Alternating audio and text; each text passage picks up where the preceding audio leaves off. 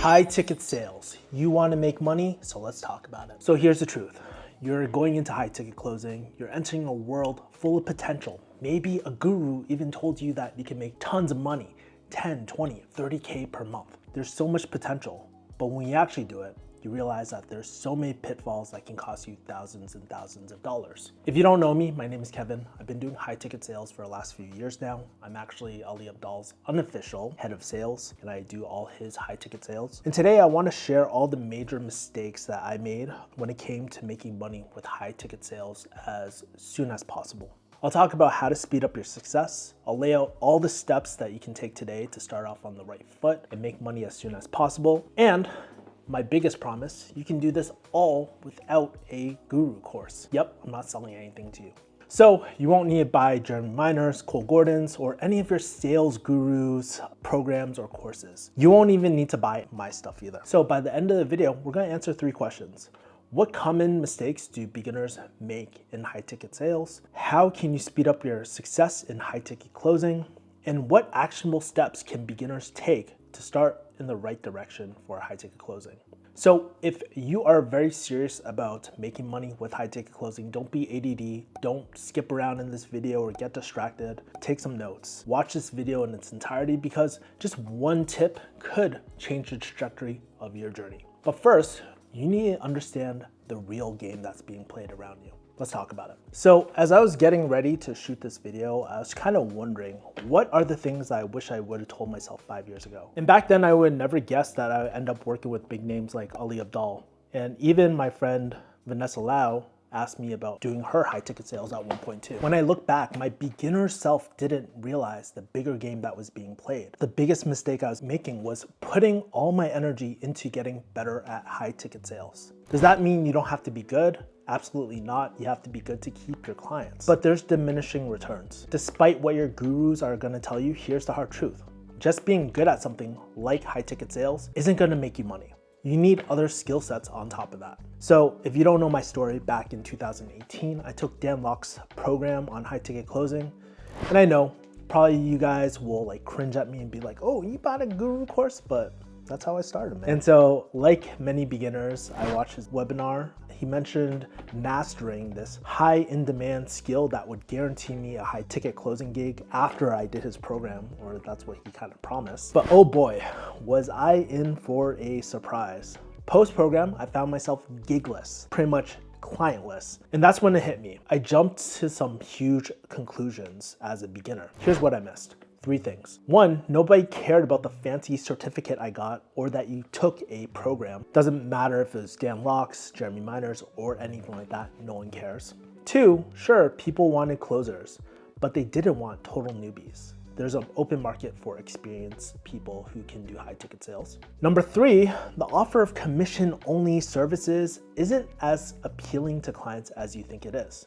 What they don't tell you is that clients are paying leads through ads a lot of times or paid media. So it's not like these things are coming in free unless you have a very strong organic presence. If you're doing YouTube and content marketing, sure. Knowing that there's a cost associated with acquiring potential clients, they rather give those leads to someone with experience than a total newbie like I was back in the day. Like there's this term of burning leads. That's basically what this is referring to. And it turns out this wasn't a gamble that they really wanted to take. So taking a course or getting certified doesn't mean that you're gonna earn any money at all. It's kind of like how a college degree doesn't guarantee you a job after you're done with school. It might increase your chances and all that, but at the end of the day, it doesn't guarantee anything. So we have to understand the bigger game that's going to be played. And before you think about making money with high ticket sales, you need to understand the whole picture of what you need to do to make money. And making money with high ticket sales comes down into these 3 steps in this key order. Number 1, get skills. You need to be able to do the job or the contracted role that you're assigned to. 2, you need someone willing to pay you. Number 3, keep your client. You need to know the ins and outs of the business and do a really good job for them to continue paying you. So what I'm about to share is a smarter path to landing clients. It's the same path that caught Vanessa Lau's attention and brought Ali Abdaal on as a client. And no, I did not pitch them, they came to me. But before we make money, we gotta focus on the first step. get skills. Bad news, taking a guru course isn't gonna cut it like we spoke about. So at the time, I actually spent $2,500 on a guru course by Dan Lok to learn high ticket closing. The truth is you need real skills, and it's not just a piece of paper. It's earning your client's trust. I'm not talking about closing calls, I'm talking about trust, credibility. One of the first core pillars in the Trusted Formula in the Trusted Advisor book. One of my favorite books, by the way. But you might be asking yourself, like, how do I earn someone's trust? It's all about not being another generic high ticket closer that's probably going to get replaced by AI. We're probably going to do a review on this channel about some of the new AI tools that are going to replace closers. We need to be a little bit more personal. We need to be interested in a practitioner of what we're selling. And we need to represent the brand. We're an extension of the brand. So back to my story, when I first started, I was clientless, but after searching months and months and months for one, it almost took me 6 months, finally landed a high ticket client. And it wasn't until I jumped in, started taking calls, where I felt like this Mike Tyson quote.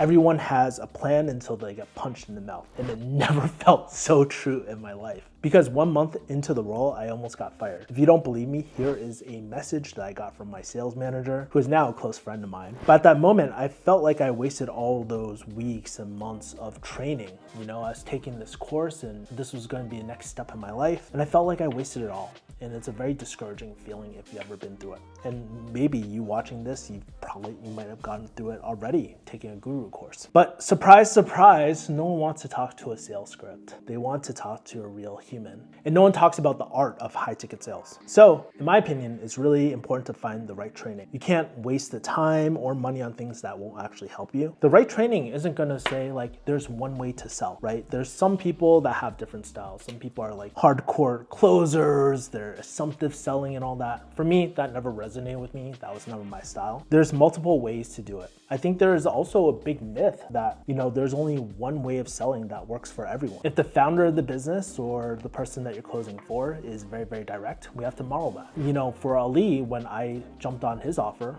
it closely aligned to me because I'm very anti-sales. Something that we believe in is like not being very, very pushy. So giving people options and all that sort of stuff, being an advisor on calls. And that's the style that we do. What I learned is that sales isn't about following a script. It's really about being real with people. Earn people's trust, especially like if you're doing a sales call, by listening, empathizing, and opening a relationship with them. There's this great quote by my friend Mike Kim. He says that you can apply this to sales too, but marketing isn't about closing a deal or a sale. It's about opening a relationship. And so your goal, in my opinion, is that you should be a trusted advisor. So these are the 4 skills that you need to learn, and I'll talk about how to acquire these skills too. The first skill that you need to learn is how to have a real conversation. It's more than just a pitch. A lot of people think about their presentation and pitching. But a real skill set that I needed to learn at the time was to see if I could actually help them and not being so scripted, being able to be very flexible and actually listening to their needs and all that. It's only then where I connect the solution with what they specifically said and I'm customizing everything to their situation. The second skill set that you need to learn is tactical empathy. So it's not about explicitly telling people that you're listening or explicitly telling to trust me, because as soon as you're like, hey, trust me, you automatically lose trust. I mean, like, dude, think about most salesmen. Trust me, though, like, blah, you don't believe them. Them. Really, it's about the implicit communication, the nonverbals and tonality, and really communicating how would a trusted advisor really speak. Are we speaking really, really quick and really high up paced, or are we slowing down, pausing, thinking, buffering, asking really specific questions that are relatable, that not only fill in the space or the silence? That's really, really weird. The third skill set that you need to learn is talk about tough topics like money. I was very deathly scared about when I was learning high ticket sales was like talking about money. If someone brought up like, hey, I'm broke, or like, how much does this cost? I would dodge the question, right? Kind of like if you're pressing an ABG for commitment, not gonna happen. But you have to be direct when talking about things with money. But it's not only being direct, it's being tactful and very mindful of their situation too. Number 4 is just be able to keep your cool. There's a psychological game that we don't even know that's going on. As soon as we're nervous, it changes our tonality, it changes the way we think. We think about ourselves a lot rather than empathizing with the other person. And again, high ticket sales is a service, right? We're really being a trusted advisor, but we can't do it if we're worrying about our own ass. And so one of the things that I needed to learn was how to stay calm when I was nervous and how to de-escalate tense situations with a potential client. I mean, we're dealing with the general public. Some people will read messages wrong. You'll ask about money and then they'll take it the wrong way, or they'll be like, what do you mean? Do you think I'm not like rich enough for this? Blah, blah, blah. And we have to learn how to de-escalate things. How do we prevent these situations from happening too? There are a lot of great books that I can recommend. I literally have a bunch of them right behind me. If you can't tell, I have a ton of books. But I actually have a full free course for you in this YouTube video. It's a 3-hour course, so you can watch it later. And there's no like upsells or anything like that. Honestly, I just want to do good in the world, so make sure to check that out if you're serious about it. So now that we have the skills to do the job, the next thing we need to do is get paid by finding a client.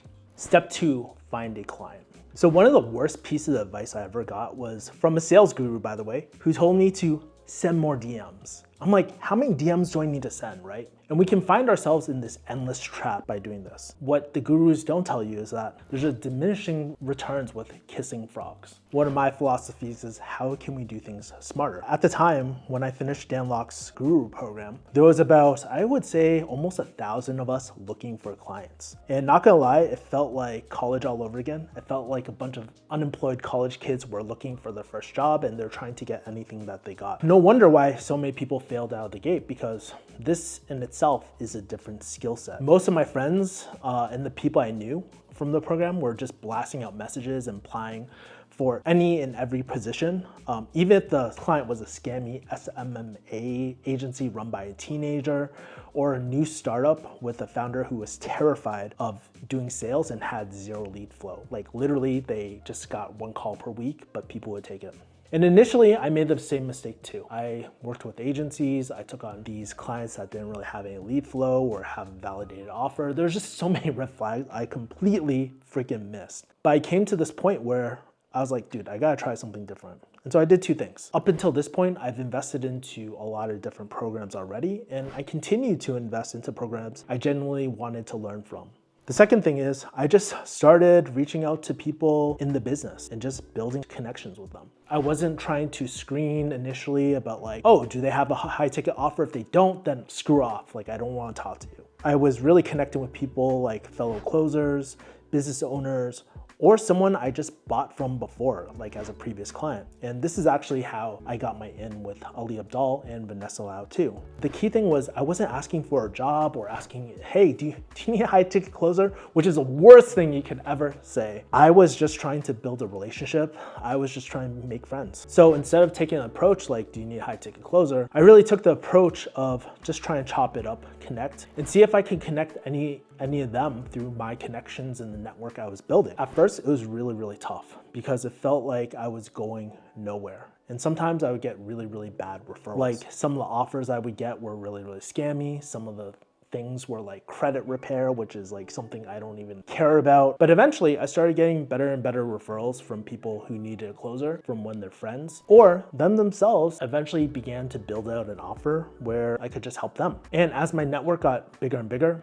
oftentimes I would set up these like small groups in networking events. There's this great book that I love. It's called The 2-Hour Cocktail Party. One of my favorite books right now. I'm actually hosting mine next month, which I'll probably throw on this YouTube channel. I would host them digitally, like online, and sometimes in person if they were around each other. But for the first client that I got, I basically networked with a bunch of other people from Dan Lok's program, other people like who are closers, marketers, and all that. And every single week we would just meet up. We had our own like mini, I don't know, I can't think of the word, but powwow, I guess. We meet weekly and we just supported each other in getting clients. And that was our agreement. Eventually, some of the people dropped out. Our teamwork paid off when we finally landed our first big client. who ended up being a ClickFunnels guru, which was the worst. By the way, they didn't start off as a ClickFunnels guru. The degree got to them and they eventually turned like the dark side, kind of like Star Wars and Anakin Skywalker, right? But like I said, this is the approach that I took to connect with people like Vanessa Lau and Ali Abdaal. I bought a lot of their programs. I was active in the community.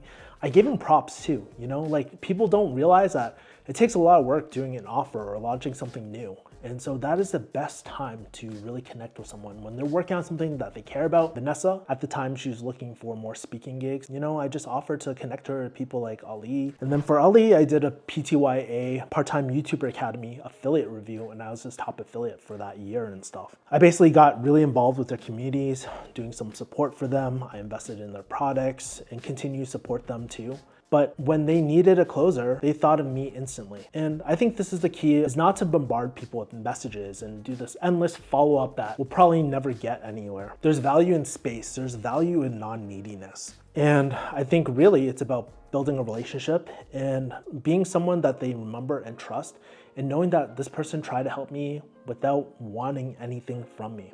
And so you're probably like, where do I learn this stuff? Well, if you want my full guide, you won't have to pay me $9.95, not even $5.55. It'll be free $99, linked in the description at the end of the screen. I shot a YouTube video on this full guide, so make sure to check that out as well. The main thing here is not to give up, because it's so easy to just look at the tangential results and be like, I'm not getting anywhere. But if you are making more friends in the industry, it's inevitable that you will eventually find a client. Maybe not in the time horizon that you think about, but if you are making some friends every single day or some sort of time period, you're headed in the right direction. Okay, so now that you have your client, what is the next step? Let's talk about it. Keeping your client. So like I said before, getting a client is not enough. We need to be able to keep them for the long term, so we don't have to keep on hunting for clients and we can continue getting paid. So back in the day when I was on the bottom 50 of the sales leaderboard, I told you I was about to get fired. I was really panicking because at the time I felt really lost. I didn't know what to do. And I really didn't want to go back to pharmacy at all. At the same time, like I told you, I took this guru course and I thought like it was everything I needed at the time. I was really wrong about this because I was underperforming and I was like literally the bottom of the bottom. Like I mentioned before, I started building friends in the industry and I got some game-changing advice from this top closer I knew. His name was Matt. He was actually Tai Lopez's old sales manager. Not a big fan of Tai Lopez. Matt was a really great role model for me because he started showing me the way of how to do high ticket sales in a more ethical way. Ironically, right? Because it's Tai Lopez. He helped me do three things. Like he helped me think about my role in the right way as an interviewer, not a salesperson. And later I would term this a trusted advisor. Two, the importance of tonality. Being able to slow down my speech to end with a downward inflection, not an upward inflection. And then how to structure my conversations. Before I was kind of winging it. I had these set questions, but I didn't know what questions went in what order and all those nuances there. And these tips didn't just like save my job, they transformed my approach. And as a complete beginner, I went from bottom 50 to top 3 performers, and I would sometimes perform at the #1 spot, which was crazy because these people have been doing it for 15 plus years. He also helped me realize that high ticket sales wasn't only about closing deals. It was about improving my skill set as an entrepreneur, learning things like content marketing, copywriting, all these different things. I was just expanding my skill set. And one of the things that I had to learn, like I told you earlier, is like the skill of finding the right clients, right? Finding a client that has a long-term vision and similar values to me, a client that had an irresistible offer that didn't scam or undeliver for their clients. And believe me, it's a lot harder than you think. An obsession with feedback systems that cut friction and make the job easier and improve sales over time. And I also realized that these clients were open to things like content marketing to build trust. They were open to using sales calls as market research calls to optimize the offer, optimize fulfillment, and improve our sales page too, to reduce the friction even more. They weren't using just an application process just to like as a formality, right? They really were serious about their application process, and that's how I actually stumbled upon Ali. And if it wasn't for the guidance of my friend Matt, he didn't teach me all these things, but he helped me realize these important things when I was looking for another client because I didn't want to work with that ClickFunnels guru anymore. What I realized that Matt was helping me do was he was helping me pay down my ignorance tax, something that Hormozi talks about. At first, it was with high ticket sales, but eventually I had to get good at all things like copywriting and content marketing and all these other things that I'm able to help my clients with, like Ali. By increasing our skill sets and paying down our ignorance tax, it does three things. It does one, we become irreplaceable to our client. The second thing, it increases the quality of our work while working less. If we can help optimize the systems, we don't have to grind as hard. And the third thing is by becoming full stack and having all these different skill sets, and by having experience with these skill sets, it helps us provide insights that make the whole organization much, much smoother. So the way that we keep our client is through improving our skill set and increasing the skills in our toolbox. So the real question is, how do you get smarter without wasting time, money, while paying down your ignorance tax? And how do you do this as a complete beginner with no experience? In my opinion, this is how you pay your ignorance tax down. Number one, choose your reading wisely. Books are really great. It's actually how I started, especially if you don't have a lot of cash, but they are time consuming and not all sales books are created equal. You don't need to read every single sales book out there. And even if you did, it would probably be a waste of time. Some of my favorite books, Never Split the Difference, Oversubscribed by Daniel Priestley, which goes over kind of like the application process. 100 Million Offers and 100 Million Leads by the GOAT Hormozi really helps you identify great offers. And Win Without Pitching Manifesto is one of my favorite sales books. Jeremy Miner also came out with a new book, and I base a lot of my methodology off of his, but he's a little too formal. But he has this, it's called The New Model of Selling. The second way is to seek wisdom from pros. So one of the things I love doing is leveraging the experience of others. And we can do this in two ways. We can make friends with the top performers on our team, or something I like doing that's very unique is power hours or call reviews. A lot of times if I want to network with someone, I just pay for their power hour for the 1 hour and stuff, and people are usually surprised that I'll pay for it. But it's a great way to just network with someone and just like really benefit, make it a win-win for both parties. Because as a beginner, you have no leverage. No one wants to help you because you can't benefit them. I'm not saying everyone's like that, but in general, we have to realize our positioning as a beginner is we don't have